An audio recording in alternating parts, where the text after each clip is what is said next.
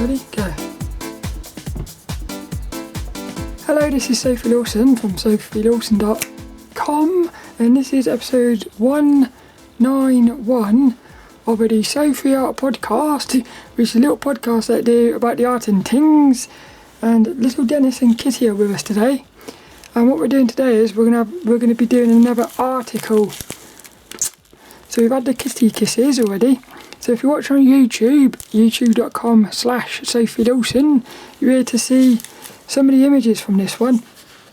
Because what we're going to do is we're going to look at an article from issue number 18 of the Character Design Quarterly magazine.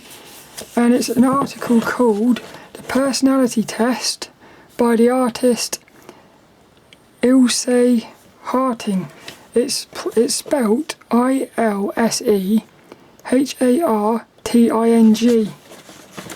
But I went on to Google and I searched how to pronounce the name. I'm very sorry for the lighting in here today as well. I don't know if you're watching on YouTube, the lighting's gone a bit weird. I'm recording this quite late in the day. I normally record these earlier, but on the YouTube it said the way to pronounce this name, ILSE, is Ilse. So it's Ilse Harting. So let's get straight into this one. Little Dennis is going to get us in. Boing! So straight into it. We've got a little artist Teddy as well. He's watching over us. But I haven't done one of these for ages. And normally what I do on these is I normally look at the article like during the week or something. But I'm going to do this one a bit different. So what I'm going to do on this one is I haven't taken any notes or nothing. So this one's going to be very sort of raw and rough. But I picked this one because I really like the character. So what we've got is we've got a character, like a female character, wearing like an oversized hoodie. She's got a little Game Boy in her hand, so she's got a coolness about her, and nice colours as well. We've got like a sort of a muted orange with a muted bluey grey.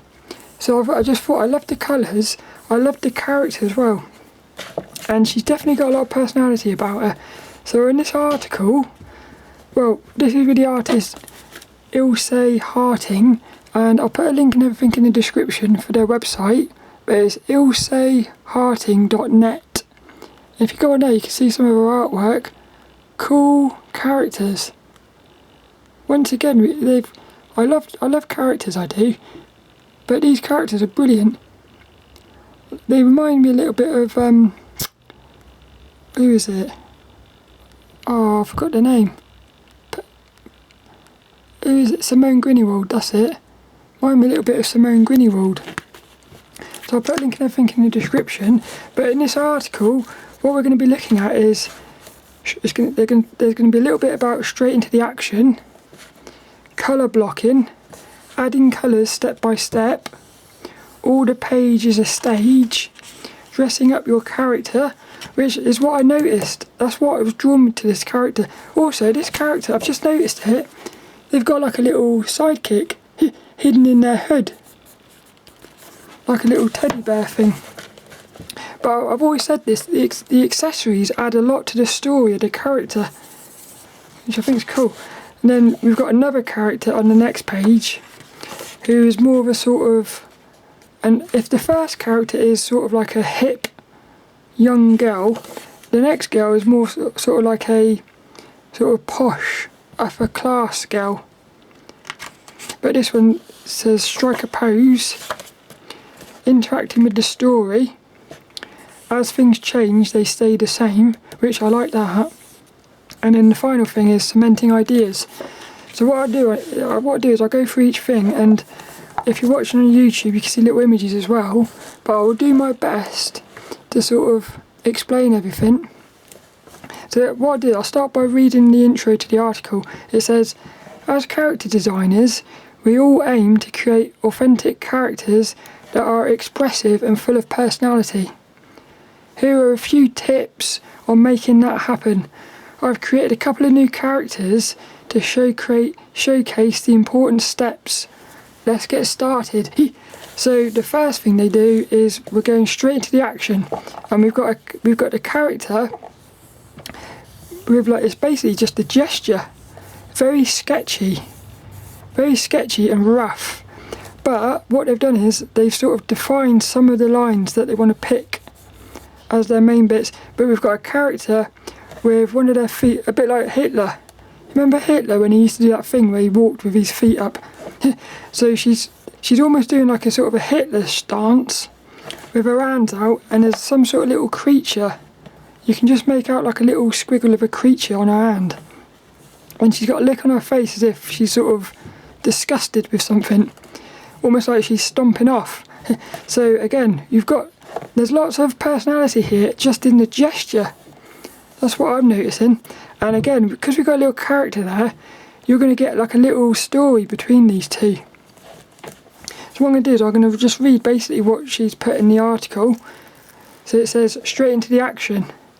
When designing a character, choosing the right shapes to match their personality is key, and making a note of how they carry these shapes is perhaps even more important. Whenever possible, I start sketching new characters mid-action. Yeah, that's what she's doing. It's like she's in the middle of stomping away.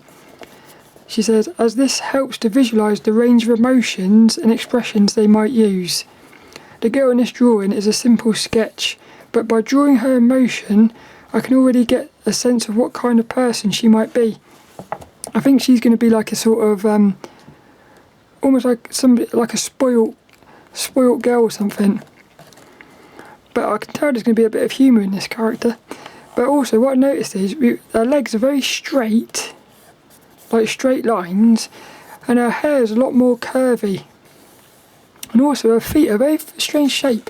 So her feet are very sort of, they almost look like clown's feet. It's quite interesting why they would choose to do that. So what I'm taking away from this is you can get a lot of personality just from the lines basically, and what they said was the shapes. But the fact that she says choosing the right shapes to match their personality is key. So that says to me, Ilse Harting, what she does, that says to me that she already knows the personality before she starts drawing. So I feel like I reckon she probably wrote down some little keywords and then she's got in, but like they don't talk about that. So some of the artists, I can tell they're doing writing first, or at least they're in their head working out what the character's going to be, but they don't ever say that in the article. So it sometimes misleads you into thinking they jump straight in. But I do think they sort of plan what they do. So what the first thing that I get from here is lines and shapes are important, and they can carry a lot of emotion and personality. It's cool. The next bit is called colour blocking. This is something that the artist Pernille Oram does. I noticed that. Always basically blocks in all the colour. So it says colour blocking. What do I take away from this? The first thing is, well, this is going to be the base colour. So that base colour is going to pop through, because that's what they said on some of the other articles. But what I've also noticed is they went with the colour of the jumper. So they coloured the whole thing in the colour of the jumper. This is quite interesting. And then, so this one here, they're using the final image that the final design. It's cool. You see her feet as well. So what I like about this is she's still got the sort of clown feet from the sketch, but they're now a lot more, what would I say, almost like realistic. Before they looked a little bit sort of they looked a bit out of proportion or something. Or they didn't look like feet because of the shape was so extreme. Whereas now they look a lot more, they've still got an extreme shape and curve, but they look a lot more realistic now. But for this bit it says colour blocking. It's a good idea to block in the character with colours as soon as possible so you can read their shapes and silhouette better. I always give the character what I consider their primary colour first, and from there I have a general direction for the colour palette to evolve as I move forward with the design. So again, it's almost like they're planning what they're doing. It's brilliant. It definitely does feel like creating a character is like putting blocks together, building blocks. So they've already thought, what is the primary colour going to be here? And that's what they went with. So what do I get from this bit? My main sort of notes from this bit with the colour blocking is they've planned the colours. But because she says I have a general direction, that says to me she's still sort of not sure of the colours. So she's still even though she's planned what the colours are going to be, she can still sort of be adaptive with the colours. Also, the colours are very important for the feel of the character, which is definitely important with the personality thing. The next bit is called adding colours step by step. Again, like the building blocks thing. So what I would take from that is, well, what we've got now is we've got the main character, which is cool. I love this character. I would have liked this character to be on the cover. What I like about this character is, it's the jumper I like. It's very oversized, and it gives it a sense of like being cosy. So she's quite very skinny, but the jumper's so sort of fluffiness, a bit like her hair really. So it says here, adding colours step by step. It says, this is where choosing one primary colour helps. Instead of giving a character 4, 5 or more colours right from the start, try beginning with a single colour and slowly adding more as you go along. Every colour I pick is based on my original choice of orange. By doing this gradually, you won't get overwhelmed with colour choices and the design won't become too busy. This is quite interesting because a lot of the other artists that I've looked into, they've always started out with like colour palettes. So they've had like a selection of say 5 colours. Whereas this one, it looks a bit more like they've sort of picked one colour and then let that one colour decide the other colours. So what do I take away from this? What I take away is that, again, they're planning the colours and they're not being overwhelmed. So that's something else they've said in some of the other articles. Keeping it simple. What I also like is there's really I only really see 4 colours here. You've got like the brown of her hair.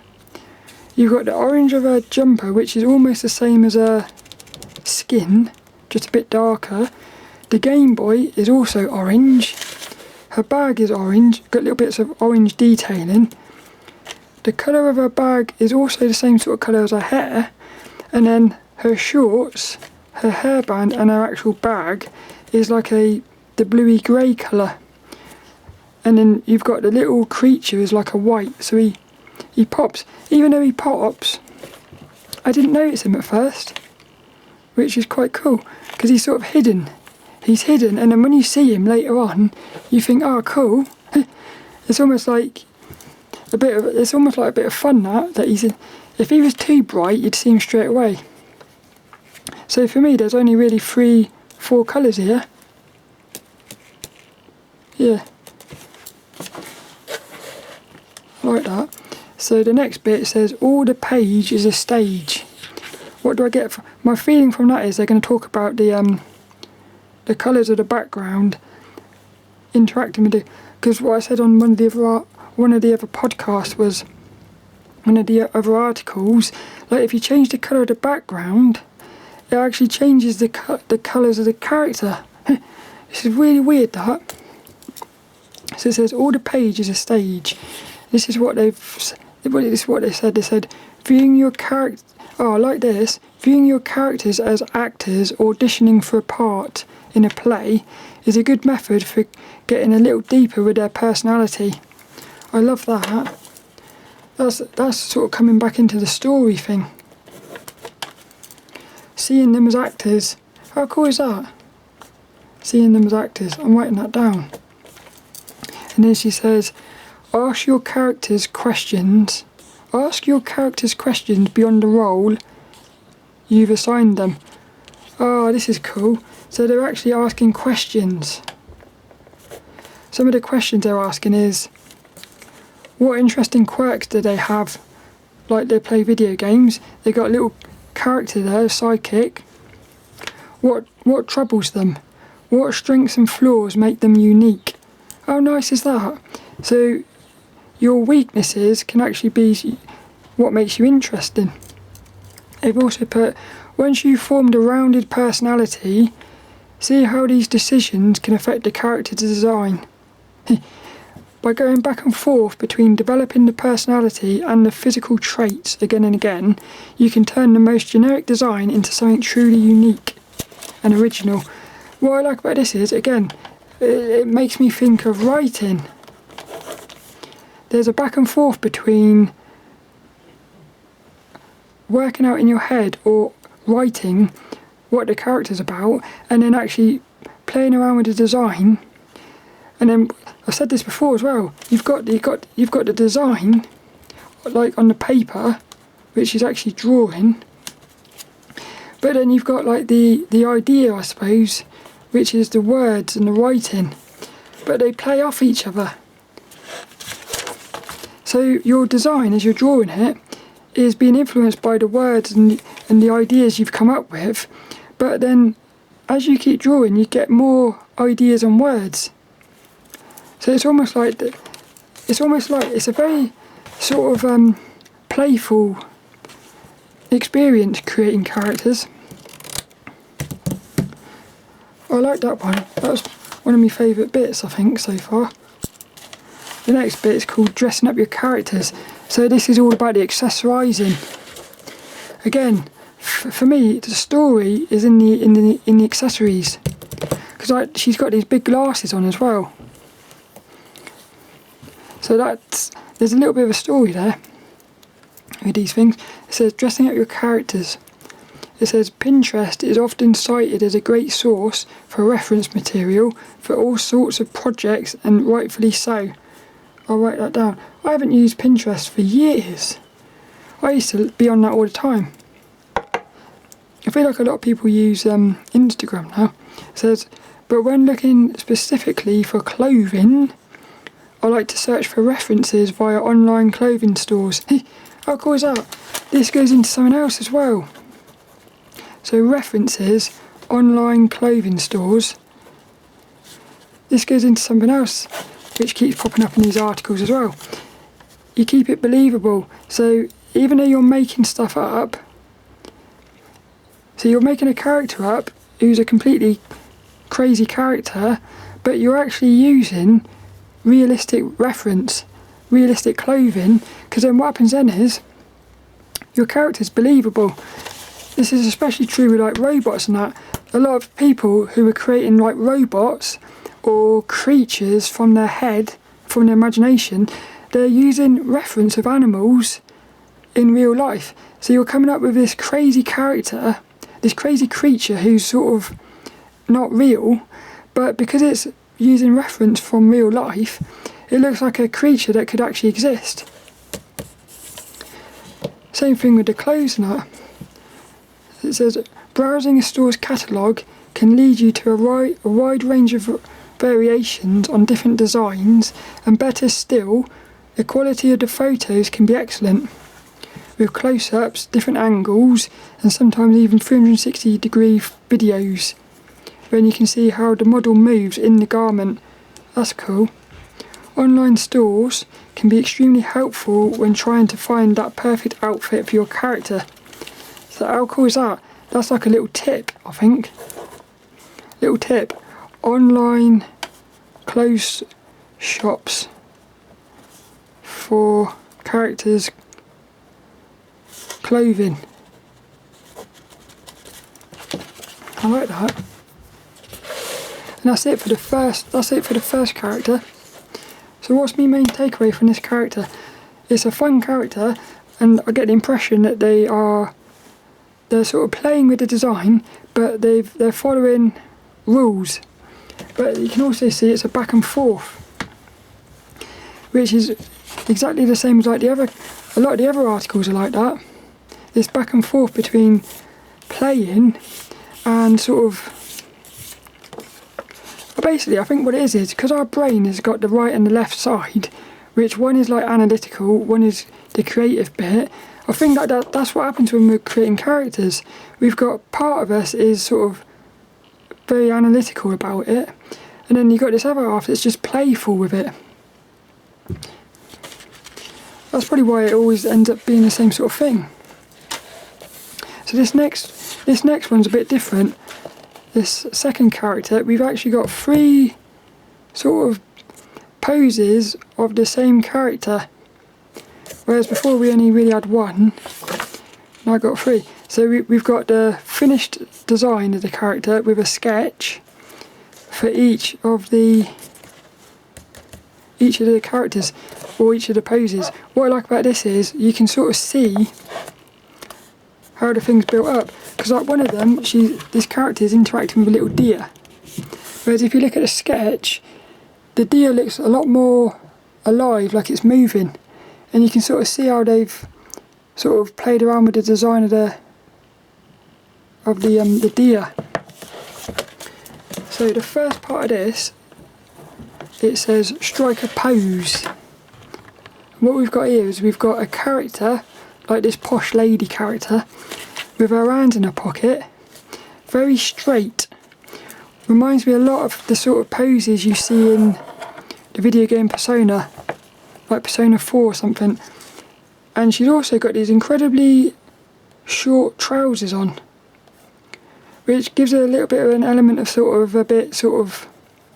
I suppose eccentric, something like that. She also looks a little bit miserable. It's a bit weird. Yeah, she looks a bit sort of cheesed off. But this one here, it says strike a pose. This sketch is of a woman who decides to leave her stressful life as CEO of a successful magazine and live her life as a farmer. Yeah, you can see that in her face. She's had enough. She's had enough of her life.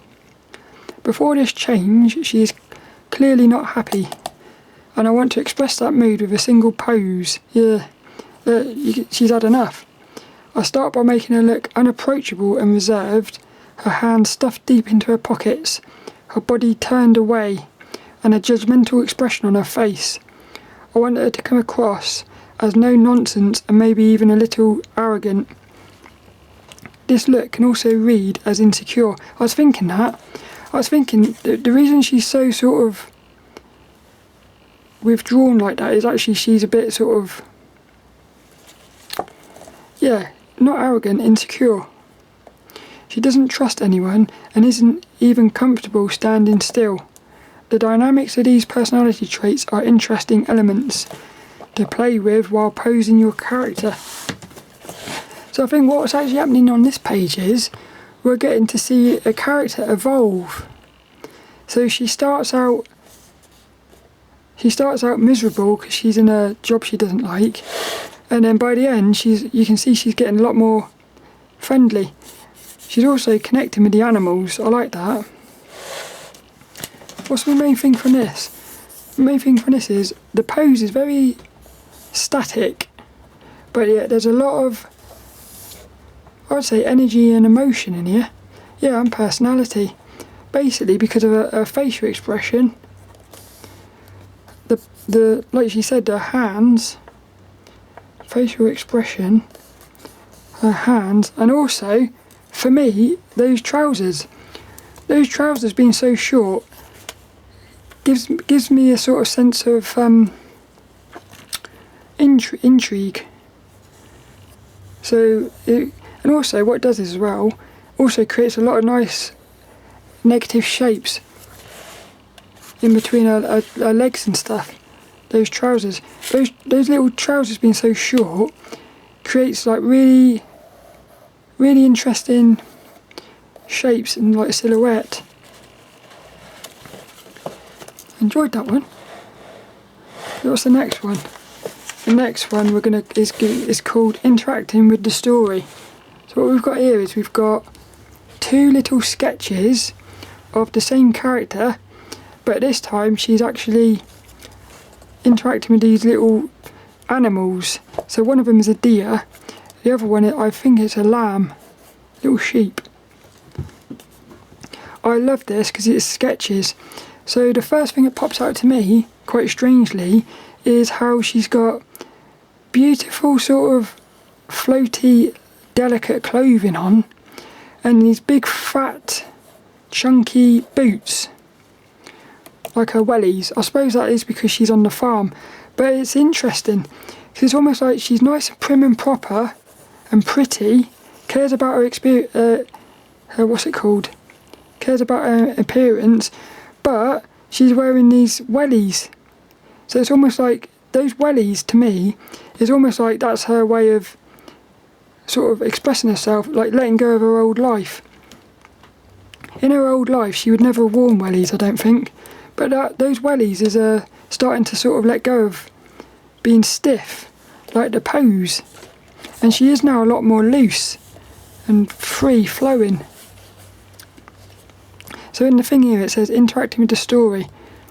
As we start to develop the character and know the beats of our story, we can introduce elements with other objects or characters to further display her personality.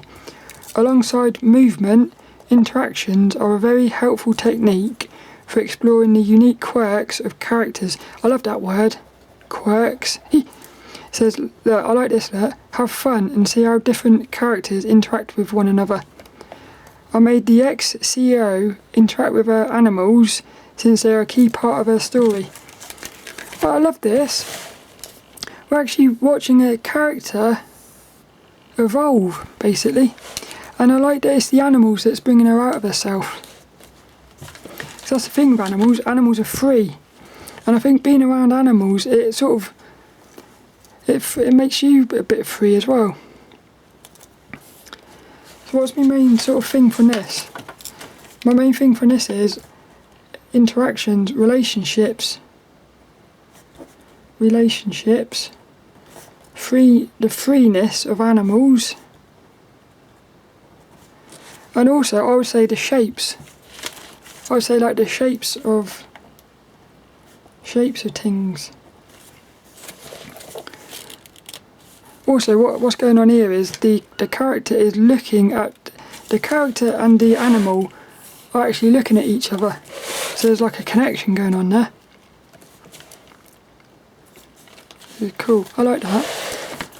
The next bit is called As Things Change, They Stay the Same. What I like about this is it's sort of like a bit of a paradox. The more you try to change stuff, the more it stays the same. Well, I wonder what this is going to be though. Is this going to be about how she as a character is changing from being a CEO, she's now becoming a farmer, but is it going to say that she's still sort of the same character? Or is it talking more about the actual design? It says here, look, when designing a character that fits a certain role, like the farmer, chosen for this example, try to give them a past or future to inspire to. This character was an ambitious businesswoman before she became a farmer. How much of her old ways and habits get transferred over? Yeah, see, that's what I was saying. You can see that the wellies is her new way of life. I imagine if you came back to this character in, say, 20 years' time, she would be completely wearing farming outfit. She'd probably still have a little bit of a business in there though. Yeah.